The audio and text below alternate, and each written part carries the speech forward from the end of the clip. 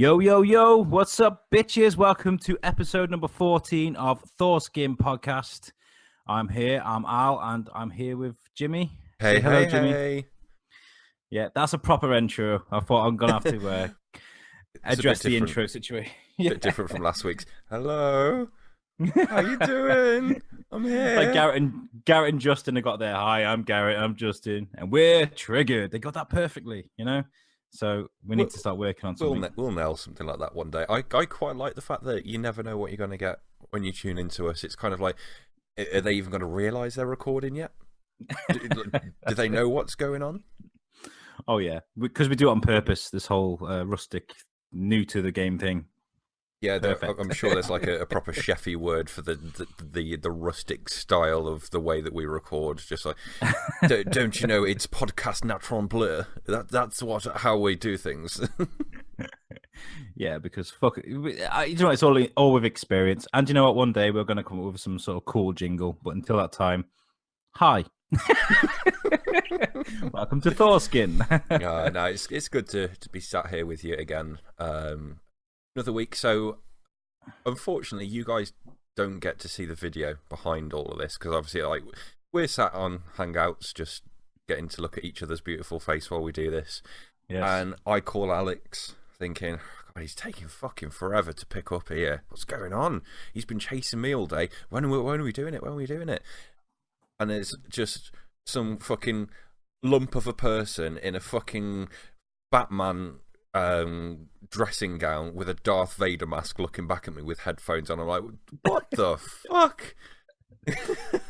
I was going to do the whole show with my Darth Vader mask on, but Jimmy was like, please take it off. I can't take you seriously. Not that he takes me serious anyway, but fuck it out. Yeah, Darth Vader. I was playing around with the MacBook, and I found loads of wicked voices you can use to record it. And I found like a robot voice. So at the moment, I've just been having a conversation to myself as Megatron.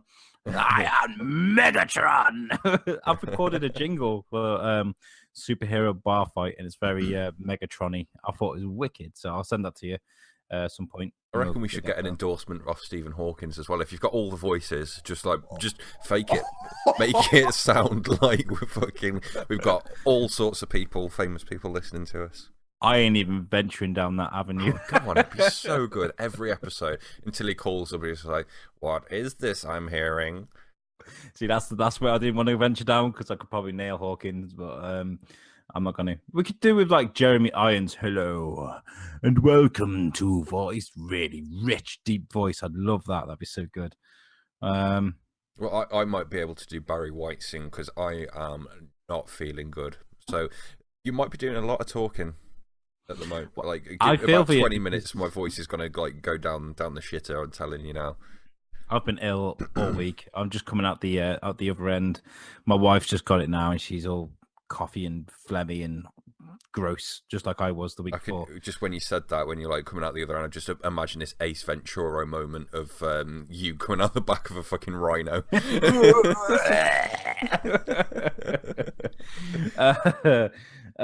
Yeah, it's been kind of difficult because I've just come out we just finished doing the stuff at the prison, and I had no rest. Straight back to work. Bam, bam, bam, bam, bam. But so today I've just been, like you said, I'm in my pajamas still. Not giving a fuck. I'm back in work tonight, so I've been chilling. Playing a lot of FIFA lately, and no, I'm gonna sell it.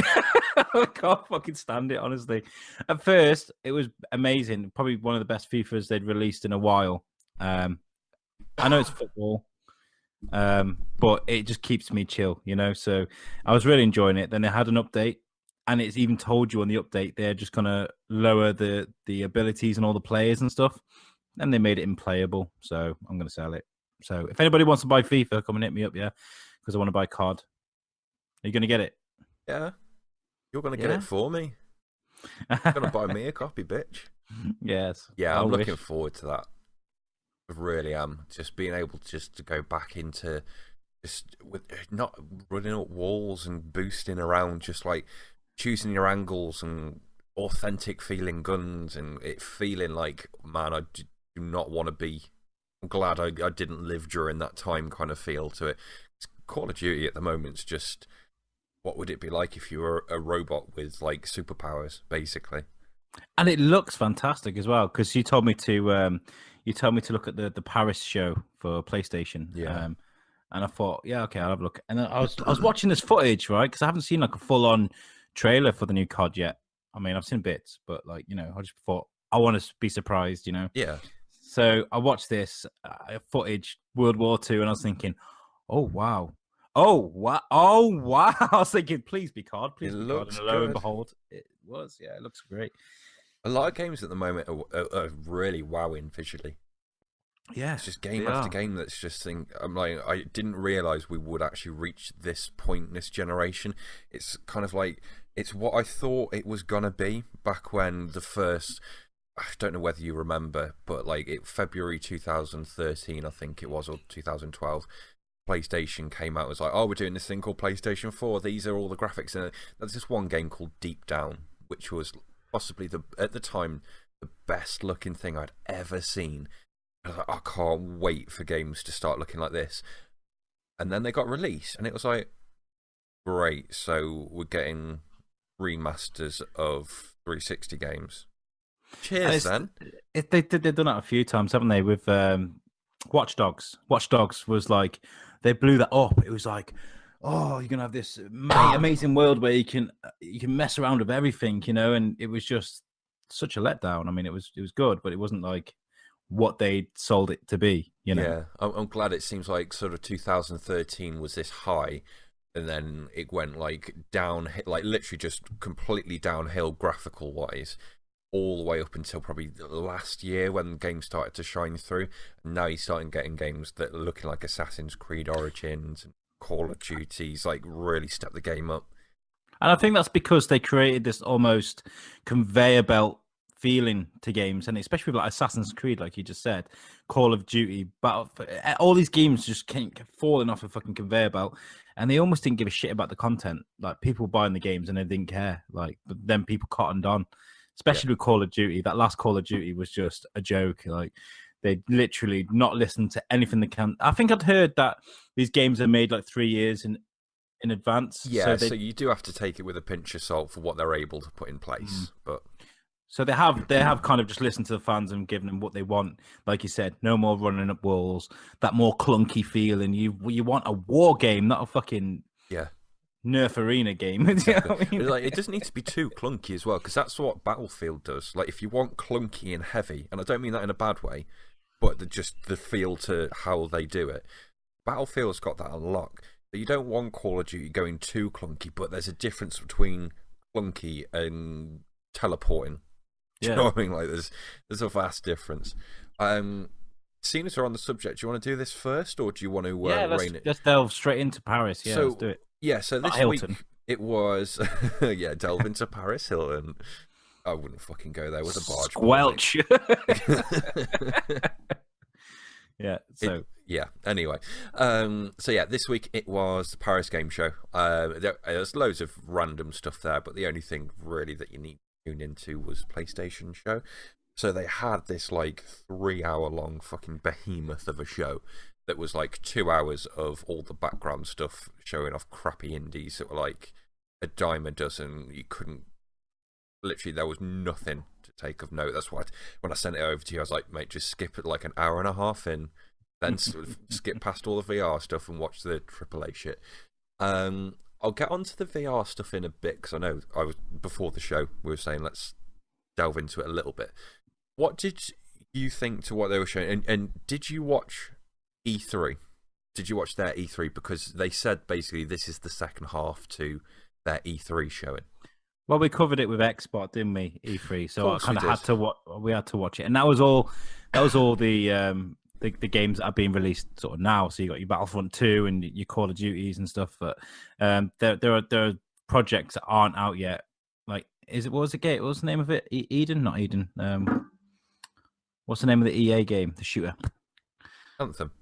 Anthem, yeah. There was that. All that was in E3, and we haven't heard much of that yet. More specifically, like Sony's E3.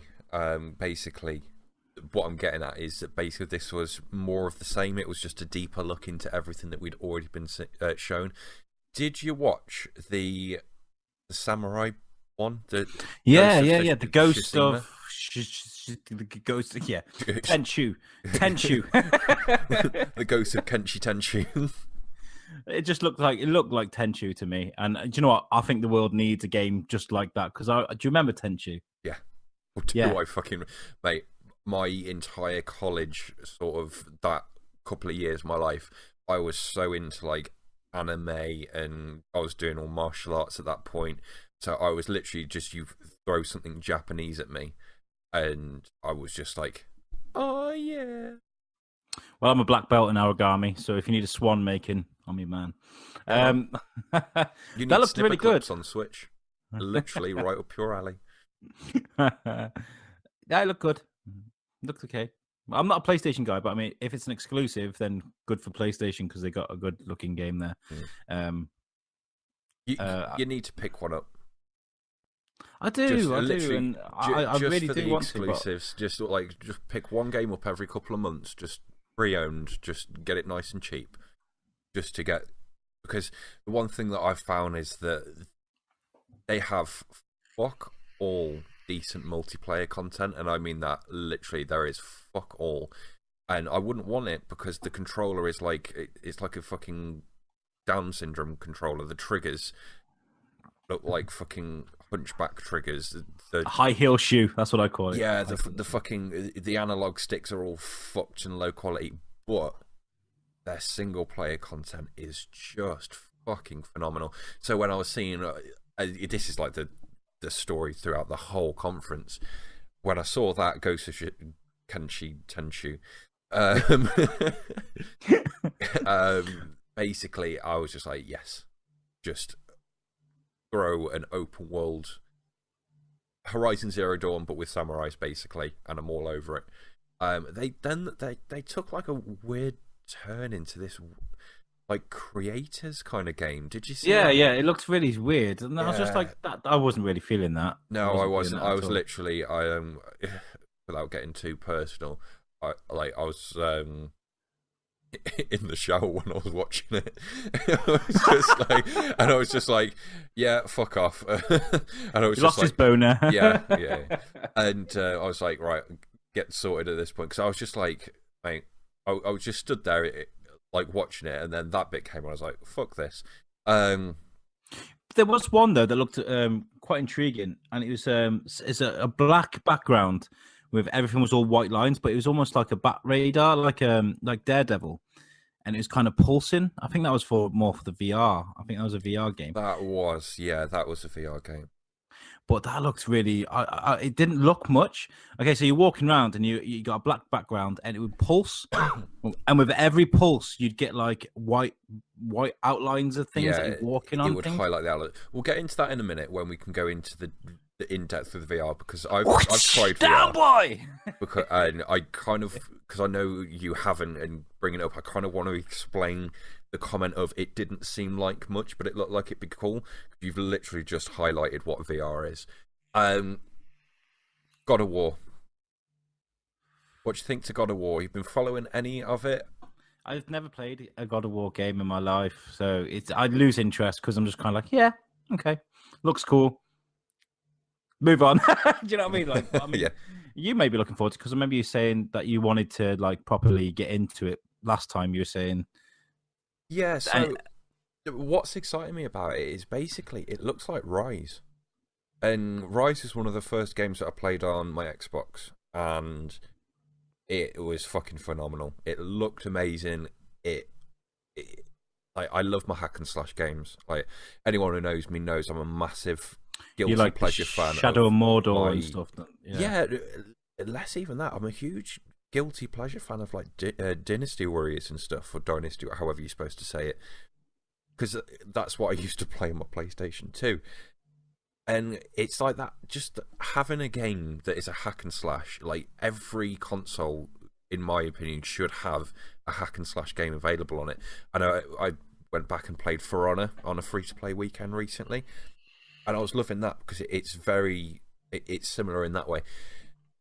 I just really think it's going to be a fun-ass game to play. I think the little kid's going to get in the way. I don't know why Kratos is now, they've taking the what's the name, the Last of Us formula of having a kid with you at all times, and just applying it to everything. It just seems like they've.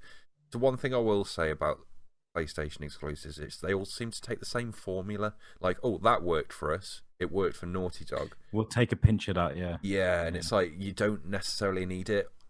That being said, I'll reserve judgment until I've played it, because it could turn out it was like, oh, it makes perfect sense why it's in there, because it added X, Y, and Z. But just off that trailer, it annoyed me, that little kid going, behind you, watch out, up above. And I was like, shut the fuck up and let me smash some fucking Nordic demons. There was a bit in Metro, because I went back and played the old games, and there was a bit where you had like some Russian kid following you about, and he would be like, no, not that way, this way. And he'd take you down here and like, oh, my daddy used to have a gun like this. And I just find him really annoying. I tried shooting him many times, but you can't. Yeah, I find it things that are really tedious and boring. I think it probably just adds a bit of vulnerability. I mean, suppose if the kid dies, like, well, that's the thing. Well. It gives them an opportunity to tell a story and have like a bit of leverage with people's emotions. But like, if it's just Kratos, it's like, well, you know he's not going to die, so all you're doing is playing 5-6 hours of smash button whatever to get to the end. So it allows them to tell a story. That's what I'm saying. Like, I'll reserve judgment on it until, but I don't know. That little kid is going to do my tits in, I think. One of the games that did grab my eye, and it's not a PlayStation exclusive, was Far Cry. That looks beautiful. Absolutely. Oh, it looks amazing. I mean, I know they've always looked kind of good, haven't they? But this, I don't know. It just looks. It looks like the next gen of next gen. The graphics look that good. Yeah, yeah. I've seen some of the gameplay. I remember when I was looking at E3 like last year. I did go back and have a look at some of that, but it looks good. Yeah, yeah, definitely. The co-op thing's got me interested. I was on Twitter yesterday, actually, and I saw a tweet for some randomer of why have they added co-op? It doesn't make sense. I was just like, well, they've kind of all had co-op. Well, Christ, I think did 3 have co-op? It might have, but 4 definitely did. And it just added this awesome playground element to it. I think, especially now that you've got planes and you've got this massive world that's like 10 times the size of 4, and you've got planes, you've got boats, you've got cars, you've got all these different weapons, you've got animals now, you've got... And it's like, it was different range as well, because you had like jets and biplanes, Spitfires, them sort of, you had like loads of different types, you know, it was like, looks so diverse. It's going to be one of those kind of games, I think it's going to be awesome just jumping in, just a couple of you, and just messing about, kind of like how people do with GTA, but in a dedicated first-person view kind of game. I know you can do first-person in GTA, but it's shoehorned in. This is kind of like an outback GTA for people I think who just want to fuck about, basically. Do you think? I was just going to say, do you think that this is their way of trying to keep up with PlayerUnknown? Because that is such a vast game. I mean, I don't know how the multiplayer is going to work, how many people are going to be able to play, but I mean... I think it's a co-op mode. I think I get where you've drawn a comparison, but I think they are like not even two sides of the same coin. They are like completely... One's a first-person shooter that's going to be a typical Ubisoft game that happens to have co-op in there, and one is literally just 100 players game, no story, just a battle royale mode. I think it's just what the aesthetic similar, you know what I mean, like just the setting. I think they're completely different things. That being said, I would love to see a multiplayer game mode in Far Cry that was battle royale. Yeah, they would great. Steam it if like literally that's all they had, just the single player, and their multiplayer mode was battle royale. Yeah, and fucking awesome. Fucking out. Do you know what? Like with that dynamic in the way it looks, that would be amazing. Because PlayerUnknown's is an amazing game. Like I've watched Stone Mountain play it and stuff like that. Yeah. You know, it looks really cool. But it's blocky and it's not quite perfect. It's a PC, it's a PC game, and it's not quite AAA, is it? But it's done really well, and it's because of that battle royale thing. So imagine having that on a AAA looking game. You know, it would be. I went and played Fortnite Battle Royale, the game that came out, and it was all about building, and then they added the Battle Royale mode in. I thought it was rubbish. I really did not like that game, and I wanted to love it. So I don't know if I'm even going to be that fussed about PlayerUnknown when it comes out, about Battlegrounds. I watched a clip of Fortnite, and I don't know if you saw it. It was guys they made like a sniper tower in the sky. Yeah. And I just thought it was a bit.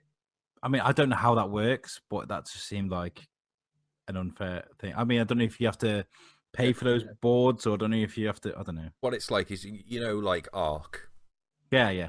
How you can build in Ark, it's like that, but a lot more streamlined, so you can do it on the go without having crazy amounts of resources. Like you'll destroy a wardrobe, you'll pick a crate of wood out of it, and you'll be able to build 10,000 panels out of that crate of wood. It's like you don't have to grind for hours to get it, so it's like a completely sped up version of it. But it's like that basically, where it's a shooter with base building built in. But I don't know whether it was just them trying to shoehorn the game mode into it or whatnot, but I just didn't like because you queue up for hours. You'd choose where you wanted to go. You'll spend 5 minutes like finding a weapon, and then you'll get sniped through a window, and that's it. And you'll do that over and over again, and it's like just didn't have any actual gameplay in it. But anyway, what were we on about? Detroit. What did you think of Detroit? I didn't see that. I was kind of switched off. I had it going whilst I was dicking around doing things around the house. I missed that one. Tell me about that. So Detroit. Did you ever play or see Heavy Rain or Beyond Two Souls on PS3? Heavy Rain was the one where his wife or his kid went missing or something, and it was like you had to hunt them down, and it's like a choice game basically. It's like a giant movie, and you just split off. And it's literally just, there's no actual gameplay to it. You're just picking different options, but it's a story that they tell you along the way. This just looks like a next gen version of Heavy Rain, essentially. But it's all about androids, and they basically they have them as servants, and it's like this uprising. And as far as what I can tell, they're telling multiple stories along different time frames. But I think they might sort of all intertwine at one point. Like, there was one main character who, in this one, is like a house servant almost, in an abusive household, and it was tense as fuck. It was like, what is gonna go down here? Like, if you've watched like, you ever watch Cloverfield Lane? Yeah, that was brilliant. When they were underground before it got crazy, and it was tense as how, like, is this guy gonna kill everyone? What's going on? Yeah, who's the good guy? Who's the bad? It had that kind of vibe to it, and it just looks like it could be one of those really good games. Again, I don't know whether it's going to be worth like a full price. Is it going to be like a Telltale game almost? Okay. I don't know the name of the studios who do it, or the developer, or whoever it is, but these guys basically, they are like a AAA Telltale studio, where it's like you're not going around. It's difficult to describe. It's a typical Sony game basically, where it's crazy cinematic, it's crazy good looking, and don't have much control over it. You don't. Telltale's a bit of a bad comparison in the way that there's lots of downtime and boring moments in Telltale games, where they sometimes don't move along. With stuff like these kind of games, they tend to be like cramming all the action bits in, and then what if that game looked incredible? Yeah, I'm looking forward to that. Was there? What else was there? Spider-Man looks beautiful. I'm so gutted that we're not getting that on Xbox. I really am. It looks amazing. Yeah. Fuck me, it looks amazing. That's all that can be said about that game. It just looks so big and so beautiful, and fuck you, PlayStation. Well, I tell you the truth. Horizon Zero Dawn was the one that perked my ears up about getting a PlayStation, and then when I saw Spider-Man, and I did a little bit of research, and I was like, right, that's 100% exclusive. It's not going to be timed. It's not going to come out on Xbox, and that's exclusive. I was just like, right, I'm getting one. So my whole investment in that, really, it was Horizon to tide me over. My end goal was, as long as I can get Spider-Man day one, that is my biggest game that I'm excited for. Again, going back to sort of me chilling out on Twitter the other day, came across a random post. Someone please tell me the difference between the new Spider-Man and this, and it was a picture of the Amazing Spider-Man games. What's the difference? And I'm like, well, first of all, you've got probably one of the best developers ever fucking making this thing, who did Sunset Overdrive. So if there was one studio who can nail movement and getting around a city in an interesting way, it's going to be them. They've got like a completely overhauled combat system where it's not like just smash on the X button over and over and over and over to attack. It's like it looks like they've got specific moves for specific strategies and stuff like that. Graphically, it just looks amazing as well. Yeah, fuck you. Looks great. Woo! Let's hope this is not as bad as Spider-Man 3. Whoop. Whoop. Spider-Man 3 was terrible. It was terrible. Like, awful. I want to talk about VR. Can we talk about VR? Cause... Right, okay. Let's do it. What was the last one? There's one last thing. There's been a load of shit going about The Last of Us 2 saying it was overly brutal. What did you think to that trailer? It made me feel a little bit uneasy. But is that the one with the chick that looks like Lara Croft? At the end. Yeah. That was getting hung. Yeah, basically. Detroit made me feel more uneasy than that did, though. I just think people need to chill out. I mean, like, just fucking relax, play a game. You know, it's going to be one of them where if you like the first one, play the second one. Like, shut up, whinging. I don't know. I've never played them, so The Last of Us can suck my hairy balls. If the one thing about it though was like it's so stark, the difference between the two companies there, between Microsoft and Sony. Like, Sony will come out and show all these amazing looking games, but not give you a release date, and it's like, great, thanks for getting me hyped, but when am I going to be playing it? Am I like, if I just bought a PlayStation, to have to wait until 2020 to be able to play the 3 titles that you've sold me on? Yeah. That's what pisses me off. That's why was part of the reason why I stick mainly to Xbox at the moment. Is like, yes, they don't. It might seem like there's not as much going on, but they only show you like 18 months out tops.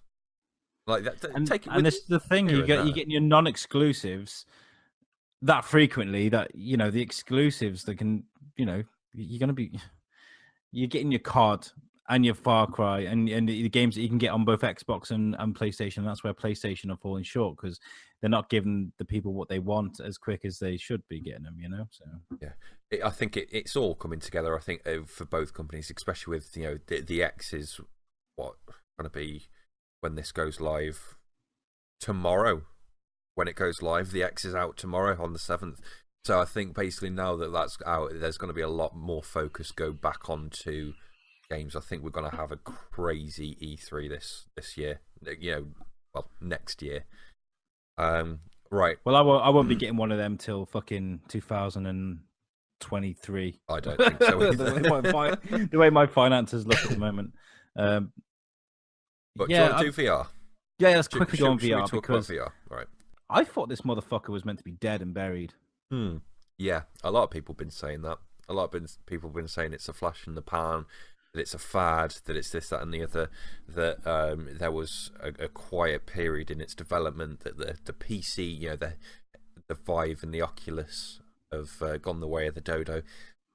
Yeah, I think the PC sides are a slow burner, because most PC gamers tend to be more into, look at the thousands of pounds I've spent on my rig to play in 4K. The only way that VR is going to continue to take off at the moment is if consoles can push it. That's why I was pissed off when Sony came out with PSVR, because it was on horseshit hardware for what VR needs. And that was people's first experience of it. It was kind of like this half-baked version of, okay, this is what VR is. This is what the affordable entry point is into this technology. And it was a shit first impression. Okay, let me just stop you there, right? That's the perfect point to stop you, because affordable, I'm just Googling now how much a PlayStation VR is. The cheapest I can get one is £328. And I guarantee that's not going to be... Yeah, they've been on sale for like 250, 300, I think. That, for what you're getting... Bullshit. Right, no, honestly, it's not. So as far as I can figure out, VR is, yes, it's slightly limited to the headset, that you can get different headsets that give you different levels. The main point is, like with anything, different developers can make different quality games. Give them a certain piece of hardware, and that hardware will be able to push a certain quality. So now that we've got these 0.5 consoles, we can really start to get a jump in what is possible. I've tried VR. I've tried the Vive, HTC Vive. All right, yeah, that's the one I was just seeing. This generation, you know how the generations comes in like sort of pairs almost. Like PS1 was like, this is 3D gaming. PS2 was like, we're gonna perfect 3D gaming. And then 360 was, this is online gaming, and this generation has been sort of, with your Destinies and your Divisions and your Anthems, this is how we're perfecting online gaming. I think in the same way that even though PS2 was perfecting 3D but it introduced online, I think this generation is perfecting online but introducing VR, and next gen is going to be the big push. And I was kind of hoping for, like, what is that next interface? You know, we've been on with a controller in our hand on a screen for years now. What's the next thing? Because there was a huge difference when you went from a side scroller like Mario to playing Time Crisis. There was a fucking huge jump. It was enormous. It's a completely different style of gaming, and that's what VR is. I went into before. Bear with me. Let me explain. Before VR, before I tried VR, my mentality was, it's a complete fad. It's going to die a death. It's going to ruin gaming. It's going to take people's budget from what it should be and focus on this throwaway peripheral. And what's the point? And I tried it, and I was fucking blown away. Literally, I was blown away. Well, I'll fucking blow you away. Do you know what I think it leads to? Okay, first of all, I think the VR is next man's fucking Kinect. It's a flash in the pan. For £330, right, you're getting what you could probably do with your smartphone and a piece of cardboard, right? Also, you know, you can't. It's so different. This is go on. Oh, sorry, carry on. Also, okay, so it's going to develop. We're going to get big games where people are going to get hooked on and sit there playing on it for 4 hours, whilst your wife is sat next to you sucking next man's dick. All right, because you can't see what's going on in the room. You don't know what's going on. It's dangerous, man. Is this not dangerous? This is dangerous, right? You're sitting there possibly. with a screen over your face, not knowing what's going on around you. There's Romanians emptying your house. You know, it's just this massive curve of immigrant burglaries after everyone gets into VR. Yeah, I don't like it. I don't know what it is. They've been trying to do this for years now, decades. They've been trying to do. But VR, the technology is here now. That's the point. This isn't like the Virtual Boy. This isn't like, going back to your point of your phone and a piece of cardboard going around it. The whole point of it is, and this is what I've said to everyone every time I get in a conversation about VR, is that was the way. What you've just said, ramp that up to 11. And I was a fucking anti-VR warrior. I was like, fuck this, it's a piece of shit. I'm not anti-VR, I'm anti, for me to go from where I was like so against it to so, you have to try it. Honestly, look around you right now, and you can feel a sense of depth to the world, because you can see in 3D. When you're on I see in 3D! When you're on a screen, like, graphics can be great, but there is something that your brain does. And we're not talking about like even IMAX level 3D at the cinema. I'm talking about real. Your brain fools you into thinking you can reach out and grab things. It's that physically in front of you. To the point that you don't even care if the graphics aren't like... VR is going to go through the same thing of like, in 10 years' time, we're going to be like, if it's still around, the graphics are going to be like, oh, remember when it was like playing a SNES game in VR? Like, the graphics is going to be that much better in VR. It's going to go through that same development process. It's almost like everything's reset on a new technology. But it doesn't, once you're in it for like 5 minutes, it doesn't matter. It's antisocial, though. All right, okay, so just picture a house party, right? There's about 5, 6... It's not a house party thing, though.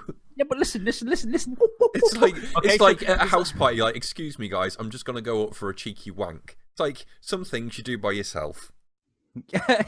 Yeah, but the thing is, right, I don't know what is more...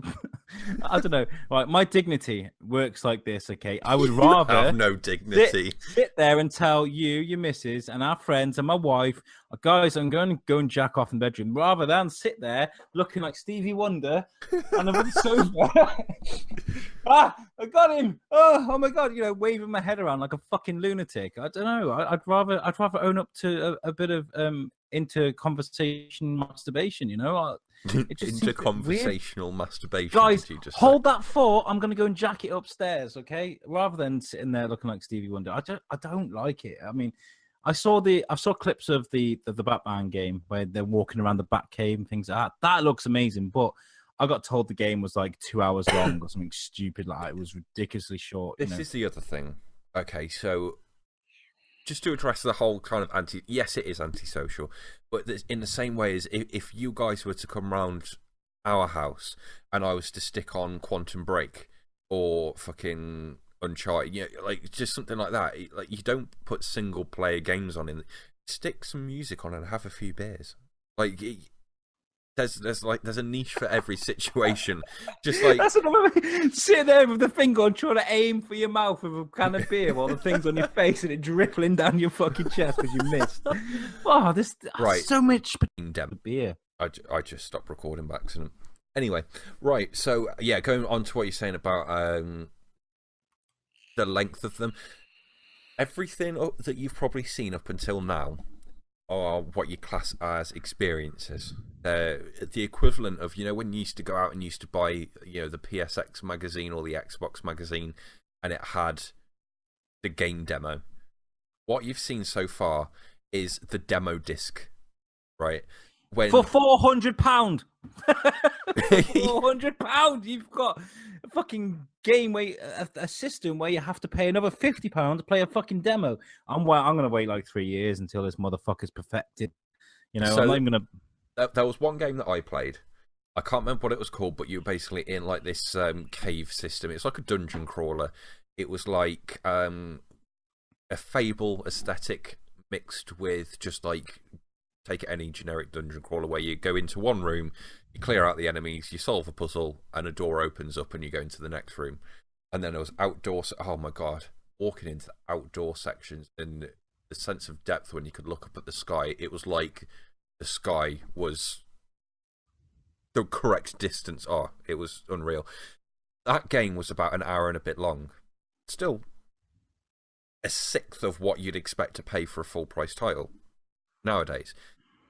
I could have played that game from start to finish 10 times over though. And the way I see it is that when games start to get to the point, and I've always said this to everyone that I speak about VR to, this is like everything that I've said up to now leads up to this point. When VR is essentially a camera angle in a game, you know how in Forza you can switch from driver view to bonnet view to third person view?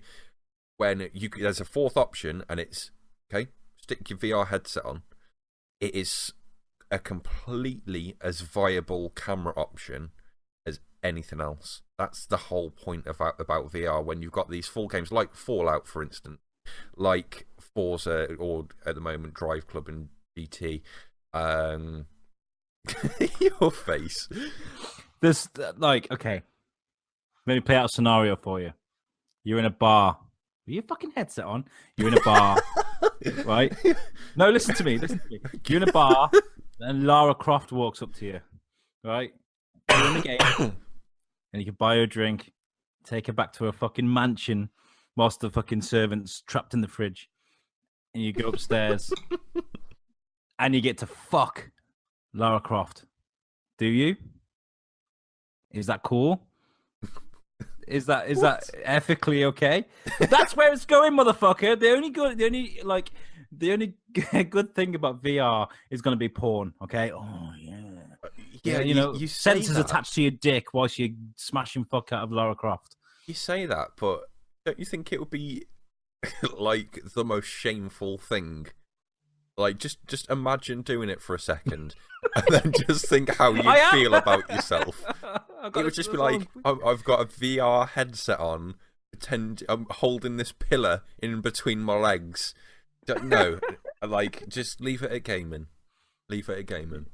Well, whilst your missus is upstairs with the guy next door, because you have no idea what she's up to, because you got this fucking thing attached to your face. Anyway, so like, I watched the Paris thing, and there's a few games, but none of them seemed. I know we're at early stages, but we got games like we've just talked about, like Far Cry, like Call of Duty looks amazing. Like, who wants to take that step backwards just so you can look around the fucking corner? Do you know what I mean? Like, that's trust me. Once you've tried it, you will want every game that makes sense to have it.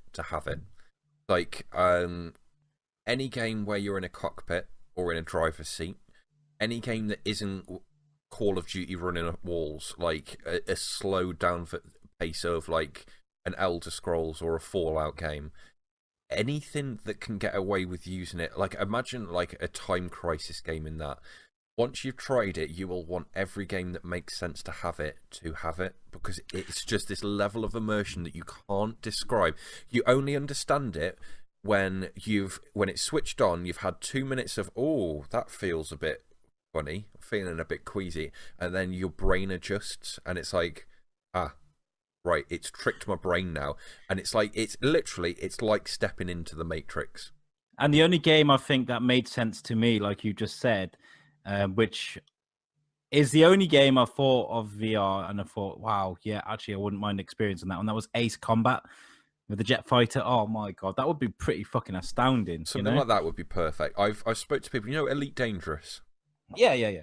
I've spoke to people that have said they game and then they tried Elite Dangerous in VR, and they have not touched any game since, because it's like, it just puts you into space, and it's like that sense of it's not like playing a game anymore. It's like, if you ever sat there and thought, like, I'm going to go proper stoner talk, but if you ever sat there and thought, wonder what the world would be like in 100 years' time, I'd just love to time travel to see what it would be like to live on Mars and shit like that.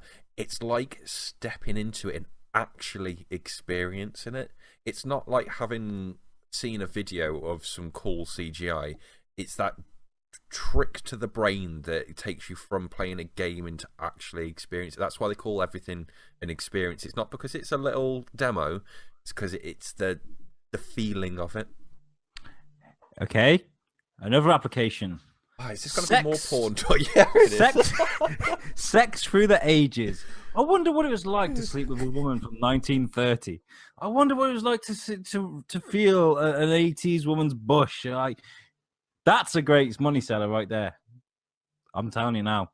We should do this. We should venture into this. We'll be billionaires, man. Sex through the ages. Sex through the ages. Like horrible, sell like hotcakes. Horrible histories. All the fucking AIDS-ridden people throughout the history. 50 Shades of Grey. VR. Bam! You can strap yourself up to one of those sensor pads, that tense up your muscles and shit. So like when you get a whip on the ass, it tenses up your ass muscle and stuff. Yeah, that's where we're going with that one, motherfucker. Jesus Christ. Anyway, I think we should get off the subject because I'm getting too excited. I'm propping up my table here. I'm getting excited actually talking about VR, and you're getting excited talking about fucking sex for the ages.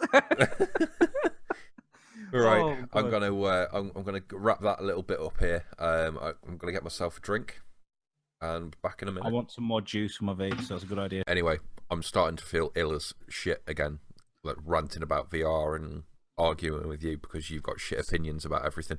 So Shit. I'm gonna fire it back to you. Let's get off the fucking subject of trying to convince you that stuff is good, because we all know you're a loser and you have shit taste in everything. So apart from Thor motherfucking Ragnarok, bitch. Oh my god. You're saying about poor taste. Shit, man. This thing, it's amazing. Best movie I've seen in a long time. Yep, 100%. Yeah, it's up there with Baby Driver. Definitely. On your scale of Marvel films, where does this slot in? Second, exactly second. Exactly. Oh, what was first? The original Guardians. Oh, I thought you were going to say Iron Man then. Oh God. Yeah, Guardians of the Galaxy for me. Oh, it was such an emotional movie for me. That moment, that first moment where he kind of jumps up and it starts going, hey, hey, hey. I'm melted inside. That moment for me is what defines me with movies. Happened to me with Baby Driver. Happened to me with Sex for the Ages. No, that's what defines a movie for me. And Thor for me, it kind of did something similar. You know, the humor was absolutely spot on. Spot on. Yeah. I kind of, throughout the whole film, I thought they took every single thing that they did towards the edge of not working anymore.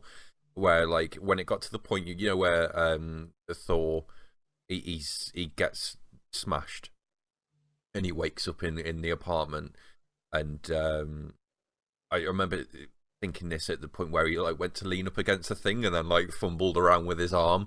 And I was like, are they pushing the comedy a bit? Are they making him goofy? But it never went past that point of actually feeling goofy.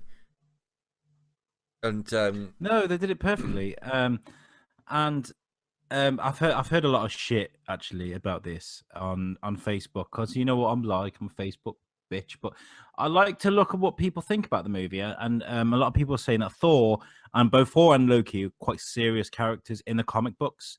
Loki's meant to be completely evil. He's meant to be, you know, manipulative and evil, and they've almost made him delightful in this movie.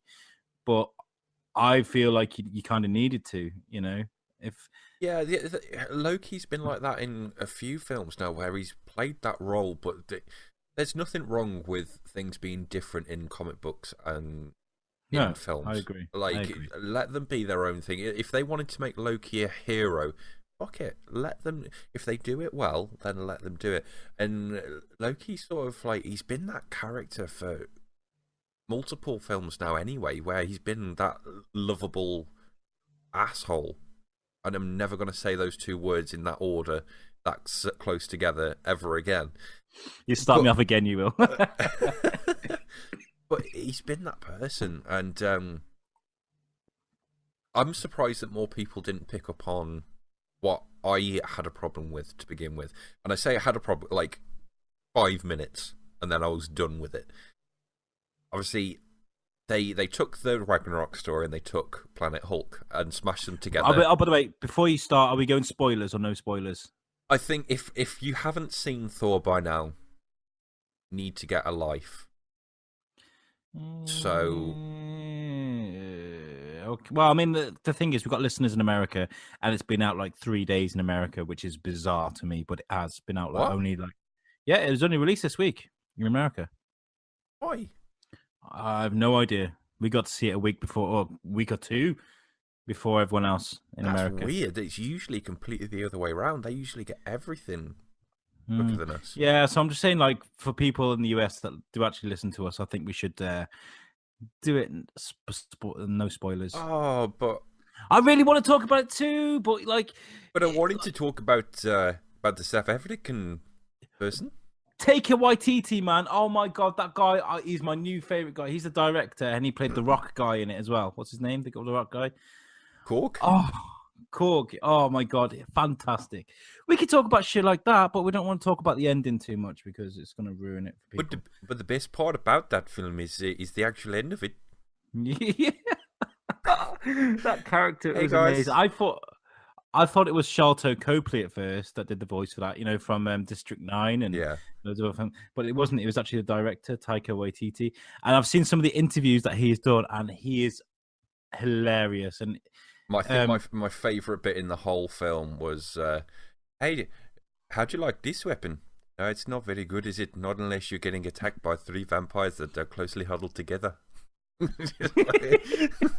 literally the best part.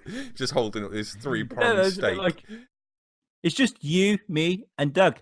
Oh, Doug's dead. I'm going to call you New Doug. Brilliant. What did you think of Hulk?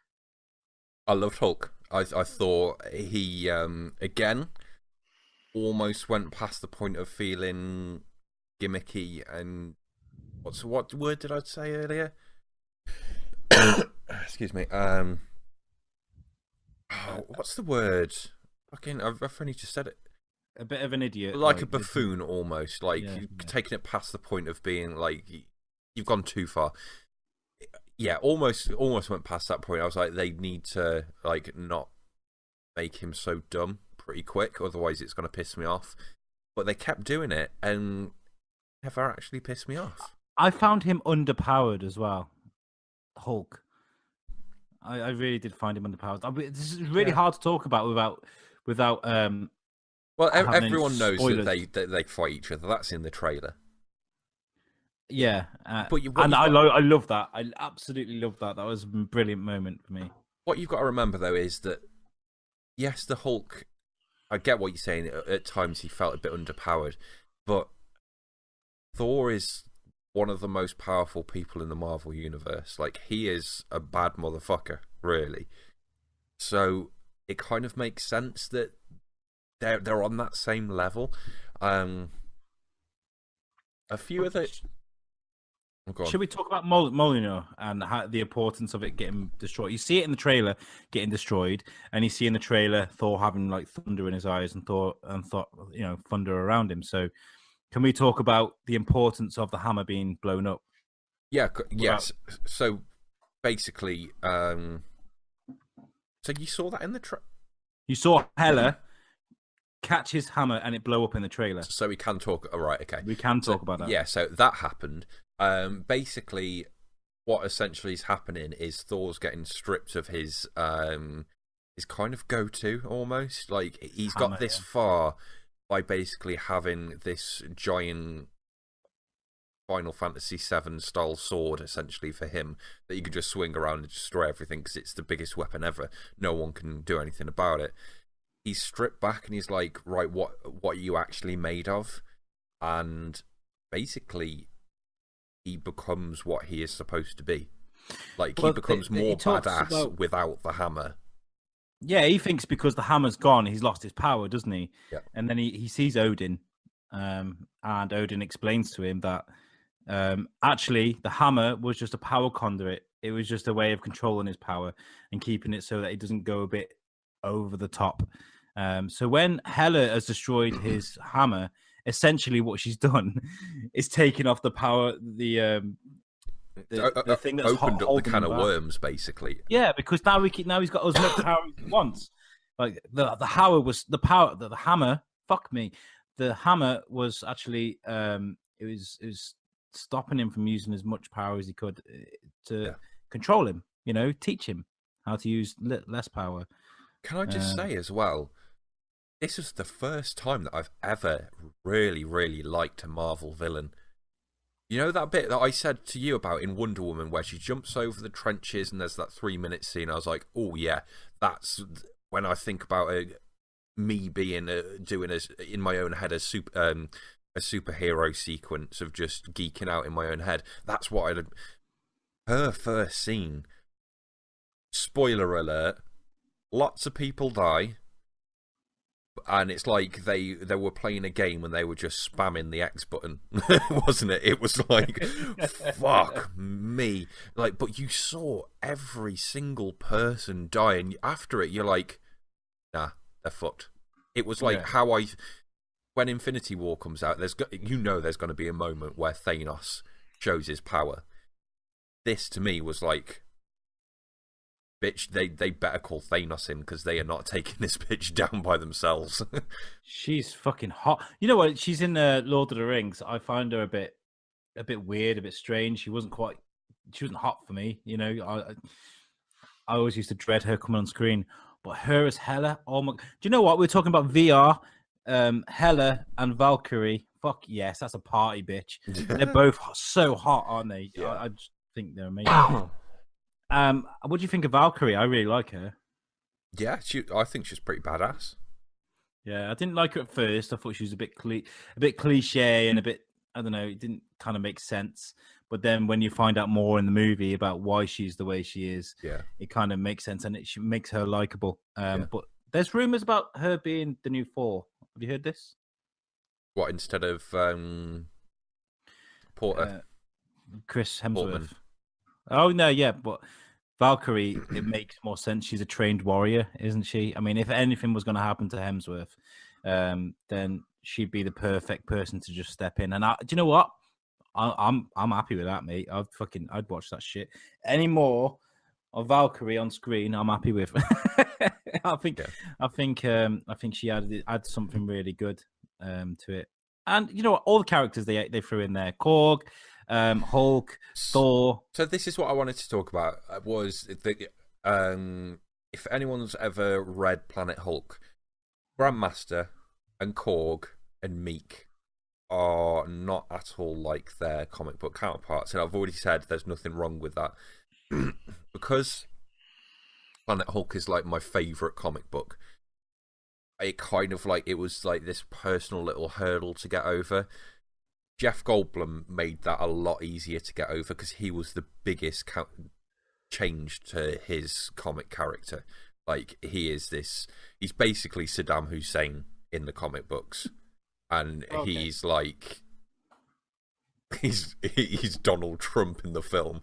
Like he's just like this. I love the buffoon. Campness of him. He's so calm. Yeah. It's like the bit where he's like, who hands him the. Why are you handing me the melty stick? He just interrupted me. It's like you expect him to be like this evil person. Actually, he's not. He's just a dude out to have some fun. But Korg and Meek were basically swapped roles. Meek in the comic books he's the talkative, jokey one. Korg says fuck all. He's got like 2 lines, and the film's completely crossed over. And I don't know whether you got this, but when Korg first speaks up, he's like, "Hi, my name's Korg. How are you? That's Doug. Doug's dead. Doug's dead. I'm gonna call you new Doug."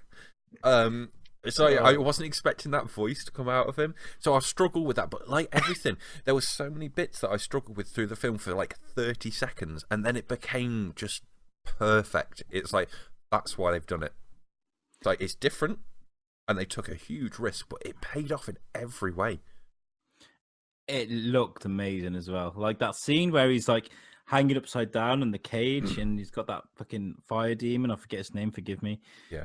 And he's kind of narrating himself, and you think, oh man, what's going on with Thor? Like, oh, bless him. He's captured. And you realize he's been caught on purpose, you know. Yeah. And then he breaks out the cage. This is a bit of a spoiler, but it's quite fun. I want to talk about it. So fuck you. He comes out of the cage. He lands on the floor. He has this talk about how he's going to stop Ragnarok by defeating this guy, and he puts his hand out for his hammer. He's like, this will just take a second. Wait there. He's waiting for the hammer to come bursting through all the walls and stuff like that. It was so delightful. Yeah. Good film. Best film that Marvel's done for a while, I think. One big spoiler moment. So skip 60 seconds if you don't want spoilers. Moment where Loki is walking underneath the hall of all the artifacts. Do you think he took the Tesseract? Yeah, I think he took 2. I think he took the is it the Earth Stone? There's 2, isn't there? There's the Tesseract. And there's another stone as well that people are talking about. Is it the Space Stone? I don't know enough about the Infinity War line, unfortunately. But yeah, I think he took the Tesseract. And I think there's talks as well about the Eternal Fire being an Infinity Stone as well. Yeah, I think, So yeah, awesome film. It's literally, it went, as soon as I saw it, I tweeted out, it's Marvel's best film by by far. by, I think, how did I word it? By a factor of 12 Guardians of the Galaxies or something like that. It was just, to me, I get what you were saying, Guardians is the best one. I use that because, in my opinion, even though I've got other favourites, it was their, critically, I think, their best one up to that point, even though I've got other favourites that aren't Guardians. I thought, like, if you took the Hulk or... Give me another shit Marvel film. Hulk or Ant-Man. I'll Thor take 2. Hulk. Yeah, if you took Thor 2 and the difference between, on like this vertical scale, Thor 2 to Guardians, you would have to then jump 10 times that distance to reach Thor 3 Ragnarok. Like, it was just so far past what anything that they've done, in my opinion. And do you know what? The biggest thing I took from Thor Ragnarok is the fact that they actually revisited it. They were about to release it. They showed it to a Comic-Con group that didn't like it, and they addressed the things that the geeks or our brethren didn't like about the movie. And they've done the same with Justice League as well. And it sends out a message, that we are gonna take our time making these movies. We will go back and address them before they're released. And yeah, you may be waiting longer, but you're gonna get a top quality product at the end of it. And that's that's the message I got from that. Because to me, I mean, I've just recorded a bitching corner, which I've got to send to you yet. But in that, I covered the impatience of fans and how studios feel like they need to rush to get things out. And I feel like Guardians of the Galaxy 2 was rushed. I don't think they put as much love into it. Whereas with Thor Ragnarok, they revisited it. They wanted it to be good, so they put a bit more extra effort into it and a bit more love, and it shows. Clearly shows in the movie. I think part of that as well is you can just genuinely get a scale of one movie's better than another. They do a better job. There was different factors in that recipe that led to one being better. But yeah, going back to like what I said earlier about like studios and PlayStation taking their time but showing things further out. I'm not as much of a fanboy with movies as I am with games, so I'm more patient with it. So basically, I couldn't agree more. Like, I would more than happily wait another 6-12 months for them to reshoot bits to make it all fit together better. If that opening weekend it does better, they realise, oh, so if we actually just do X, Y, and Z the first time around with future projects, we won't have to revisit it. Like, it's all about that learning curve. I think they've learned a lot with the past 3 or 4 Marvel films. The type of humor that they can get away with, how far they can push certain things. And I'm not talking just Marvel. I'm talking about Fox's side of things with X-Men and with Deadpool, DC. How much? I think everything really is looking up at the moment. Yeah, I did mention DC, and I think DC is probably one of the reasons why they're putting a bit more into it, because they released BVS without.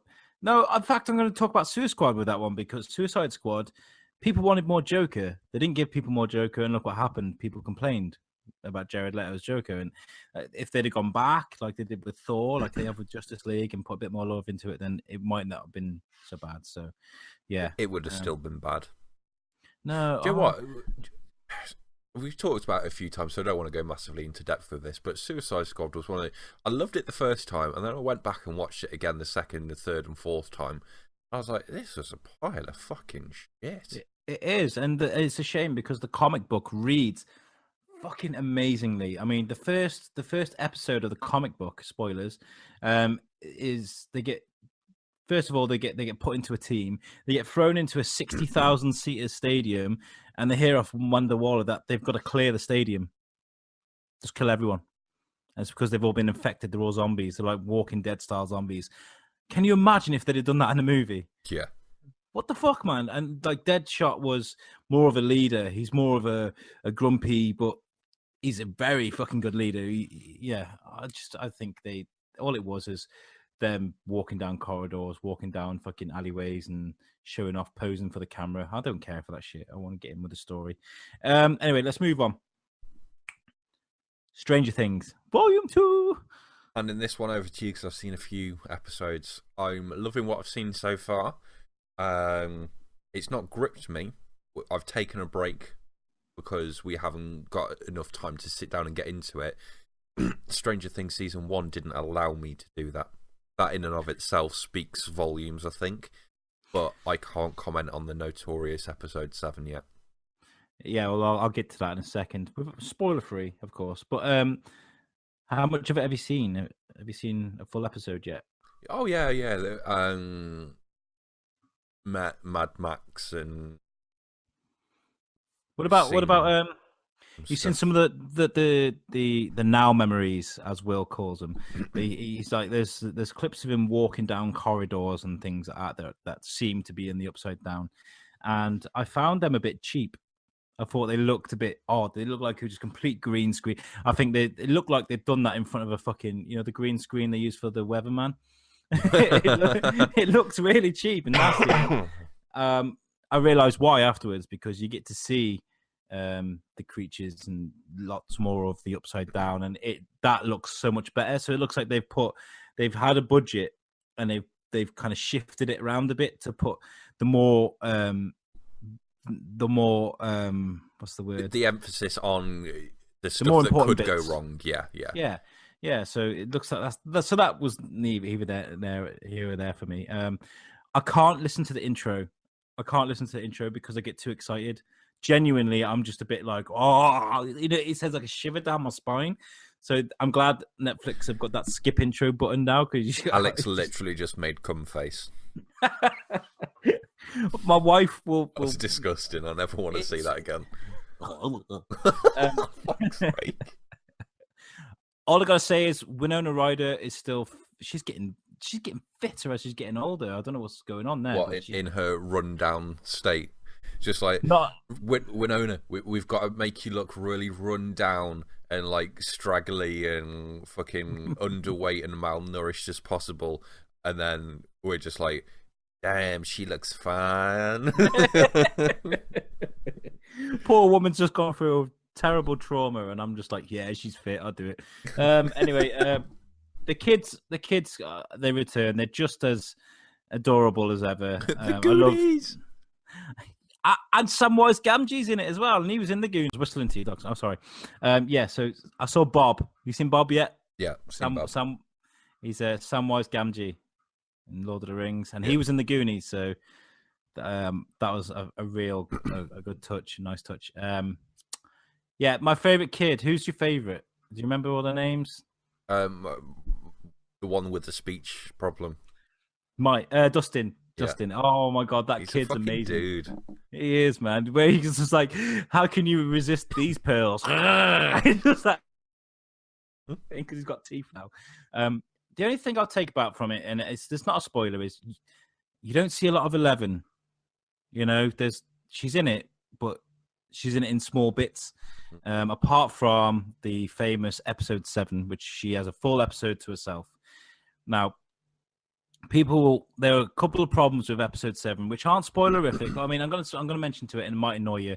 Number one is I think it's in Chicago. Yeah, before we go into it, so if you kind of not paying attention a little bit, you switched off. Episode 7 spoilers. Skip forward a little bit if you don't want to hear it. Plenty of warning. It's not massively spoiled. I'm not going to spoil it for you as such, but there's a bit where you see the Chicago skyline. I think it's Chicago. Anyway, you see the skyline, and there are modern buildings in the background. The buildings that were built in 2010 and things like that. That annoyed a few people. Also, it has a different feel to it. It's this is spoilerific, I suppose. She bumps in. It was like a bonus episode they threw in, okay, to explain a few things. They didn't want to put it in, but they did to add a bit of depth to the story. Is that what actually happened, or are you saying that's what it felt like? No, that is actually what happened. They didn't want to put it in the first place, but they felt like they had to add a bit of depth to 11's story. I guess they like what I've just said, realized that 11 wasn't in it a lot, and they wanted to give her a bit of time to explain things, But it backfired. Yeah, well, it was cheap. It was nasty. It didn't feel like any of the other series. But, you know what you got from that is an extra episode, because instead of two episodes for the season, you got 9. So you can bitch and whinge and moan about it as much as you like, but it's an extra episode, so you don't lose anything. So yeah, that's all I'm going to say about that. When they said it was controversial, I was thinking, oh, do one of the kids get naked or something? Or why is it controversial? I was thinking, oh, what's going to happen? Did someone die? And I just find out it's because it was a shit episode. Yeah, because it was shit. Is it kind of? Would you recommend watching episode 1, 2, 3, 4, 5, 6, 8, 9, and then treating 7 like a behind the scenes extra? Or no, you need to watch episode 7, because without saying too much, the way that 11 gets introduced back into the story, it makes more sense if you watch episode 7. You have to watch it, okay? You kind of just have to grin and bear it and get it over and done with. But it's worth watching. It's kind of like the best way to describe it is a cheaper version of Heroes after it had gone bad. Oh, you've just sold that to no one. Yeah, that's very much what it's like. Mixed with, do you remember The Tribe? No, it was about a program about a world where it's just kids. There's no adults, and they all dressed up like punks, and it's a bit weird. But they didn't age; they just stayed as kids. Yeah, it's fucking weird. Like logical. What was I going to talk about? What's this?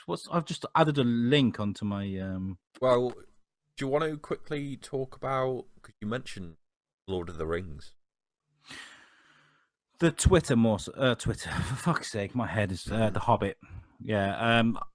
As you know, I've just gone back and I've watched Lord of the Rings, and it got my dick twitching a bit. And I thought, well, let's watch The Hobbit, because I'd never actually watched all of The Hobbit, because it kind of made me ill a bit.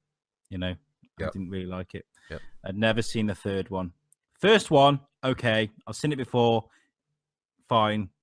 It wasn't special. It wasn't as good as Lord of the Rings, but I'll watch it. I'm sat here shaking my head, thinking. Yeah. It wasn't too bad. The first one wasn't too bad. Second one, bit too much CGI. Story was a bit boring. Yeah. And then it just ended where it ended. Third one, what I really wanted to see was a huge fight with the dragon and a big struggle. And do you know what? They got it out the way within like 15 minutes. And I was just like, oh, okay. And then it was just too much CGI. They put CGI in places where you don't need CGI. Yeah. There's like footage of Gandalf getting off a horse and walking across the fucking wood somewhere, and it's CGI. He's like sped up and he looks fake as fuck. So that was the way that they filmed it. I saw this in IMAX, and I was sat way too close to the screen, looking up in IMAX 3D, watching a film shot in 140 frames per second, or 120, whatever it was, 5,060 frames. It's like watching, you know, those old World War II clips where they're like, it's in black and white, and they're all running around, their legs are going 10 to the dozen because it's all filmed in a different frame rate. Yeah. It's like that, isn't it? It's fucked up. It's like, just film it normally. Stop being a pretentious cunt and just use a normal fucking camera, Peter Jackson. It was too ambitious. It was too ambitious. Like, they had that fucking wagon with the spears that got shot out of it, and they had like Legolas. Legolas was ridiculous in this. Like, what the fuck? You know what? If Legolas could fight like that in The Hobbit, they wouldn't have needed anybody else in Lord of the Rings. He could have fucking taken on a Sauron's army by himself. There's a bit where he's like, he gets attacked by like a parademon type thing, and he hangs upside down while it's flying, and he gets his 2 swords out, and he flies along a whole fucking rank of armies, and he cuts all of their heads off in one fucking go. And I'm just like, that's ridiculous. Like, that's too much. Like, Legolas is wicked in Lord of the Rings, where he takes out the Oliphant, where he watch. That's amazing. He does I cool love stuff, but yeah, you're right. They're always ridiculous. However, I agree. The Hobbit is like, they should have just never done them, or they should have done them in the same style as Lord of the Rings, like where it's like, yes, there's CGI in places, but get real people in rubber suits and masks and stuff like that, and just make it feel real. But they tried to make a high budget movie with no budget. That's what they tried to do. Yeah. Oh, I bet that was a budget and a half. Oh yeah, but it was just but TV series. Now this I like. I like the idea of this. I mean, I know it's been done. We kind of know what the workings of it and how it's going to happen and things like that. But I've heard from so many people that they missed so much in those movies that I think a series would bring it to justice. I think you could literally just take your time telling the story. Imagine Great if they idea. did like, again, I haven't seen a lot of it. I'm one of those people, but I've seen the clips and I know what the budget is like now. Imagine if they did like a Game of Thrones level thing for Lord of the Rings. It'd be great. People would forget that Game of Thrones existed. Because Yeah. Lord of the Rings is like one of these franchises that I think, who was it that was saying? Is it Justin saying that he's just not into the Lord of the Rings? It's like some of those people. You get two types of people. You get people who haven't seen Star Wars and that have seen Star Wars, and you get people that don't like Lord of the Rings, and you get people that do like it. That is the only two different categories of people. Just gonna fucking. I'm recording again now, so I just had the most major coughing fit ever. Oh god. Jesus Christ. I feel like proper gross, like coughing down the mic all throughout this podcast, but fuck me, I had to stop then. That was intense. That was like full on asthma attack, dying. Yeah, what was I getting at was, it's going again. For fuck's sake. He sounds like Deirdre Rashid. All right, love. You want to talk about Game of Thrones or you want to talk about Lord of the Rings? Either way, get your fucking chopper out, love. Oh, you fucking gross. Yeah, so when you meet people like that don't like Star Wars or don't like Lord of the Rings, they're like, they stick in your head like, it's like, oh, such and such doesn't like it, do they? You just take it for granted that like the majority of people like these franchises. So if they did that well, Lord of the Rings TV series could fucking smash everything. And I think the problem is with Lord of the Rings, people that hate that. I think they think that if you start liking Lord of the Rings, you're automatically going to start wearing tie-dye T-shirts, having bowl cut haircuts, and start listening to Enya and panpipes. That's not the case. Like, you know, you can like that and still be cool as fuck, like me. You know. All right. I like the idea of making Lord of the Rings, but if they're going to take all of their budget and make something, I want to see them remake Sharp. I want to see them. Oh yes. Do you know what I mean? A Napoleonic War. Let's fucking do that. That's like hell on earth. I would love to see that, but I would also like to see Lord of the Rings. So I'm like a kid in a sweet shop at the moment.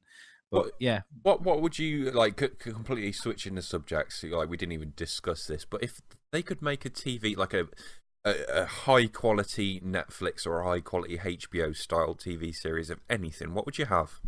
I'd definitely stick with Sharp. I mean, I've read all the Sharp books and they're amazing. And like what they did in the 90s is they got Sean Bean, sexy looking guy with a great accent, and they made love stories around fucking. It was done, but the wars had like 30 people, you know, like instead of like hundreds of thousands of people, which it was like, you know. I'd imagine what they could remake the Battle of Waterloo with today's technology and budgets and things. That would definitely rival Game of Thrones, I think. Yeah, I don't know why they're fucking around with Halo still. Just get it done, or Gears of War. Yeah, but that's the problem, though, isn't it? When you start making things of games from games, it's like it's a certain market.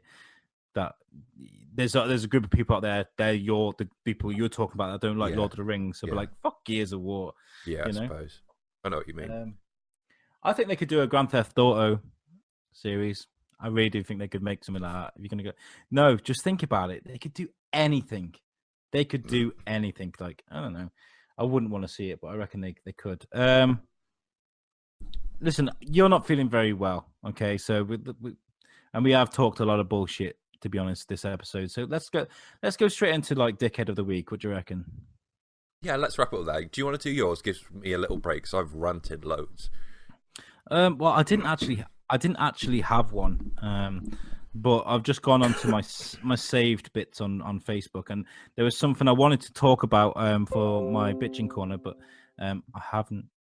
So I'm going to talk about the state of mental health in the UK, and I want to basically call out the NHS and the government for all the cutbacks they're making on the mental health at the moment. Oh, fucking healthcare and as well, on the whole, but mental health, they've literally just taken away every single bit of resource you could imagine. And I was reading this story about a mom of 29, and she unfortunately took her own life. But that's after 18 calls to mental health helpline, and those 18 calls went unanswered, and then she took her own life. Right. So this is like, okay, so she hasn't had a doctor to talk to. She hasn't gone to the doctors. This is a helpline that was put in place because of the cuts, right? And that failed. So that tells you something about mental health in this country at the moment. And she's a mom, That's ridiculous. That if you're in that state of mind, that not having, yeah. I feel what you're saying. Like the fact that she's in that state of mind. The story's horrific. She said to them, "I've tried to hang myself, and I can't get through to mental health line." She was in the process of trying to kill herself, and no one answered the fucking phone, and no one gave her the help that she needed. No one rushed out to help her, and that's because the government doesn't feel it necessary. They don't find it a priority, when it fucking is. Like, mental health is rife in this country, and it doesn't help with them taking everything else away from people. There's people on that universal credit at the moment. I don't want to go into politics, but there's people out there struggling because of the cutbacks from every single fucking angle.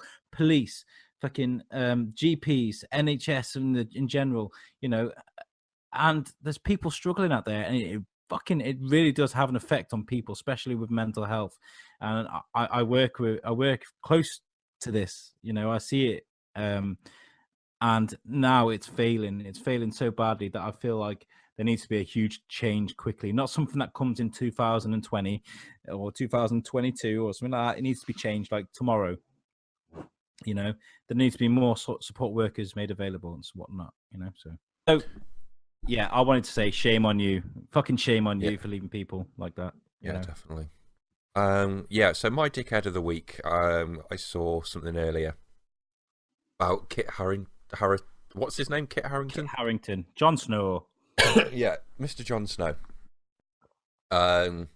Basically, with everything that's been going on with the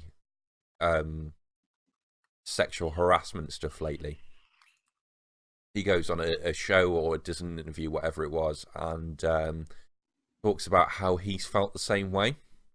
And basically, I'll keep this short and sweet, because if I carry on too long, I'm just going to, I'm just going to end up dying and coughing at everyone.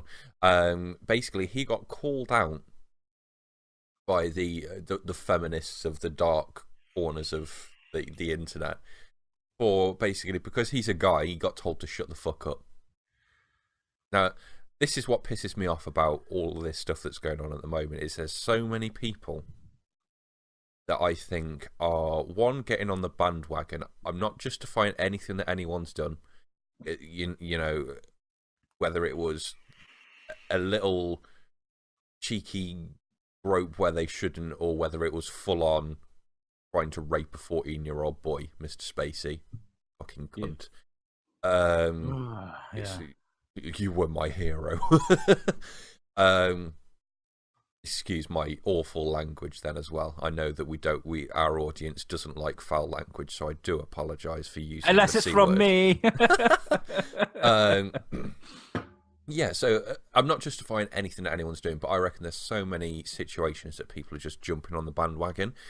And then you've got things from the other side as well, where you've got all like the social justice warriors, like in this situation where just because he's a guy, he can't speak out at the fact that like he just gets told, right, you're doing a photo shoot, right, you need to strip off now. It's like, hang on a minute, you wouldn't just turn around to a woman, you just strip off now. Fuck you.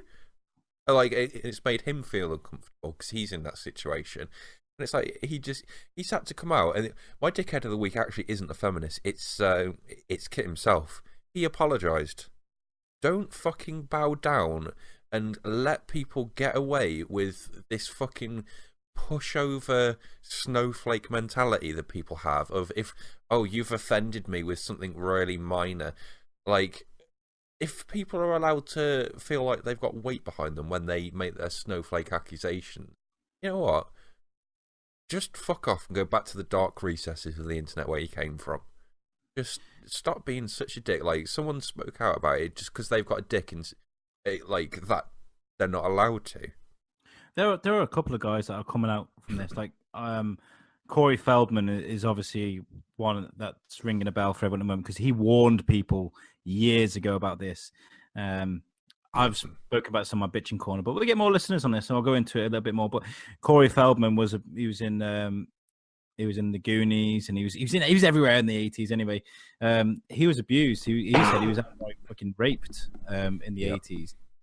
He wants to make a documentary rather than go to the police and give them the names. He wants to make a documentary about it, and people are slagging him off and saying like, "Well, go to the police. Why are you doing this?" And I was thinking to myself, like, let them squirm, let them fucking rot, let them worry, let them like. This is what's happened with Kevin Spacey. He hasn't come out and said, "Oh, I'll put my hands up. I did it as well." He's waited till someone's thrown an accusation at him, and that's what's going to happen now. Yep. And Kevin Spacey, why is he? Oh, this is my big question. Why is he not in handcuffs? Why is he not being escorted to a fucking jail cell? Why is he not gone to prison? Why? I think all that's to come. I think at the moment it's accusations unless there's any sort of proof, it's going to be an accusation. And the problem is that you get as well this sort of mentality of no one's. As soon as you're demonized, that's it. Your career's gone. Like, someone could throw an accusation out that isn't true. It could be completely false, but they've been fired. They've been this, that, and the other. Never going to get another job again. Excuse me. And people like us are going to say, well, why did they never go to jail? I'm not saying it sounds like the Spacey thing is all genuine, but people aren't going to then follow up and go, oh, well, he didn't go to jail because it never actually happened. I guess we better sort of all make this massive push on social media to apologise to them for just believing that they were some filth bags sort of going around doing that kind of stuff. There's this sort of instant demonisation of people. There's no backup. There's no right. Where are the facts? Let's present it all. It's just there's the accusation made for great entertainment. Waking up on Twitter one day, oh, such and such, fucking fiddling around with kids 30 years ago. And then that's it. But when he's actually apologized for it, he hasn't denied it. He's just gone, yeah, I did it. I'm sorry. Yeah. That's your proof right there. And like from a professional point of view, because I've done a bit of safeguarding training, and what they say is, okay, when someone's in control and they've got that power, which Spacey did, he was powerful, he was famous, and he could destroy people. He's had that taken away from him now. And it's at that moment when people become dangerous, okay? Because that's when they don't have that power anymore. They don't know what to do. But at the same time, they've got these urges still, and that's when they lose control. Yeah, they become unpredictable. Yeah. This is why they incarcerate people before, they can do it again and go on a rampage because he needs to. Yeah, Netflix have fired him from House of Cards, and they've done that for a reason. Too right. I'm not going to be watching that shit. Yeah. And like stuff like that, like I say what I've just said, like not using Spacey or anyone in particular as an example, but just it's from both angles. I think there is a lot of like shit that's going to get unearthed, and like those people should be either they should certainly lose any sort of what's the word, their ability to earn more money than people by being famous. They shouldn't be held on that pedestal anymore. That privilege and ability should be stripped from them straight away. Like they should lose that jobs. But I think I think people need to like do their own research on stuff like this and wait for the facts rather than not that unless fucking the whole world starts listening to fucking Jimmy from Thors-Kin. That's not going to fucking change anything. But I think there should be this sort of, like it happened over here with all of our presenters, there should be an investigation into it, an independent investigation, and it all gets looked into properly. Fuck all this accusation shit. Look into it. Where are the facts? And have it fucking combed through. and you'll end up with a system that's better for it.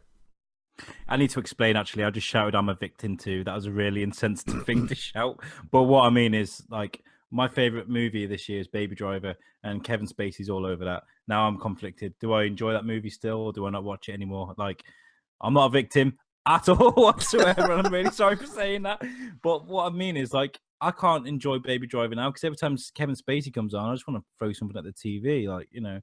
But what you're saying is, and I absolutely second it, is, but the thing is, the people that are doing these things are in such a powerful position that they have enough money to run countries. They haven't. We're not going to see the most powerful people that have done this come to justice. We're not. Like, I would absolutely trip over my fucking feet if I heard that. Like, Harvey Weinstein was probably as high as you're going to get, I imagine, because where does it stop? Like, this is a trend, and these people like Kevin Spacey have been doing this because they learned that off their peers, and his peers learned that off their peers. This is like since movies began, this has been a trend. You know, the whole Pornhub casting couch thing is a parody of what goes on in movies, and what does that tell you? Yeah, you know, crazy. Anyway, VR, sex for the ages. Let's just bring it up. Sex through Hollywood. Oh, no, I didn't mean it that way. Oh, Mr. Spacey. Oh, my God. I just thought I'd lighten the tone a bit because we've gone a bit dark. Okay, so I've also got a hero of the week, and I like to bring these every now and again. I know you're dying, but this is pretty fucking hilarious. Did you hear this about Donald Trump's Twitter account, by the way? Yes. Oh my God, the best thing that's happened this week. Yeah, that was really. Yeah, so guy that works at Twitter, on his way out, he's leaving the company. He's not working for Twitter anymore. So what's the best thing he could do on his way out whilst fucking whistling? And he switches off Donald Trump's Twitter account. Hurrah! What the fuck? What a great fucking thing to do. It was only gone for minutes, but just for that train of thought, however you pronounce it, he deserves a medal, and it should have stayed off. Yep. Some people have said they've nominated their Peace Prize, haven't they? Technically, that could be the polar opposite person who dropped the atomic bomb. I'm not even joking there. If he'd have managed to permanently delete it, or they just fucked up a new one, but if that. The concept of him doing that is probably the most peace-loving thing that anyone do. Because Edge put in states and the entire world because of it. Like, not be allowed to touch that Twitter account. It's just ridiculous. You can't. No idea what you can't be causing fucking universal tension just from Twitter. Like, what? Like, let's not go into that because Trump always turns into a strange conversation. Now, are we going to skip Superhero Bar Fight, or do you feel like you got the strength to do one? Just a quick one. I like to get into, and I'm wrap this up here. Should we have a main event next week? What I think we should do is maybe midweek. Yeah, we should do like just a quick 20-minute 3 superhero bar fights in the midweek. What do you reckon? See how it goes. Or we'll just bring you 2 next week, like you said, main event. Yeah. We'll do an undercard and a main event next week. Yeah, let's do it. I also want to get on a couple people on the show. I want to get some more guests and stuff as well. Definitely want to get Chris, who went around the prison with you on the show as well. No, not much pressure there, Chris, but it is Chris, isn't it? I was skipped the wrong fucking name. Get the people. Yeah, full on call out. Yeah, live yet pre. Yeah, just fucking get your ass on here, Chris. I want to see you. I want to see you. Yeah, that'd be good. And I want to do some jingles as well. I want to like a beginning jingle and a superhero bar fight jingle. I want us to sound professional, so I'm going to work on that. I found a robot voice on the laptop now, so I'm going to be starting. Bar fight. It sounded more like Starscream. No, not Starscream. Like Megatron. It was amazing. I reckon. I will destroy you. I reckon we have part of the. No. Oh, come on, Optimus Prime first. Hack into Optimus Prime. Inappropriate, and that's me saying it. Okay, the one that come up with fucking sex for the ages. Okay. Can you just imagine the fucking scene? You get a scene where it's in a desert on a highway. It's all got Michael Bay-esque. Optimus Prime. The truck speeding down the thing, and the camera turns around. It's just Stephen Hawking coming at him like head on. Fuck. In his wheelchair. He just with a mean look on his face is like, "Come on, bring it, bitch. I'll fuck you up." You do a better Hawking than I do. I sound pathetic. You fail me again, star screen. Okay, right, we're gonna leave there because Jimmy's dying, and I don't want to see him die on camera. Like, I'd rather see better things on my laptop, if I'm honest. Yeah. So next week we're going to bring you 2 superhero bar fights just to make up for none this week. And if you like to comment on anything we've talked about, of course, do that on YouTube. Like, subscribe, share, all that things, because we've actually picked up on listeners recently. We're going forward slowly, but ever so slowly forward. We are going forward. So slowly forward. Forward. And I do want to give Garrett and Justin a shout out as well, because like we did the show with them and then we jumped straight into Halloween and we didn't really give them a good enough mention and a thank you. But yeah, Garrett and Justin for that triggered episode we did. I do want to thank you, and we will get on to doing the episode for you back in return. So we're giving you some love there. So yeah, anything else to add? Good drills. That was fun. Yeah, it's fun having to stop midway through a podcast, and it was amazing to watch too. Always good to do that. I just gotta let you know that he paused to blow his nose through that, and I just died inside. It was amazing to watch. You fucker. All right. Well, this is Alex and Jimmy signing off for Thors-Kin. Peace out, bitches. Later, bitches.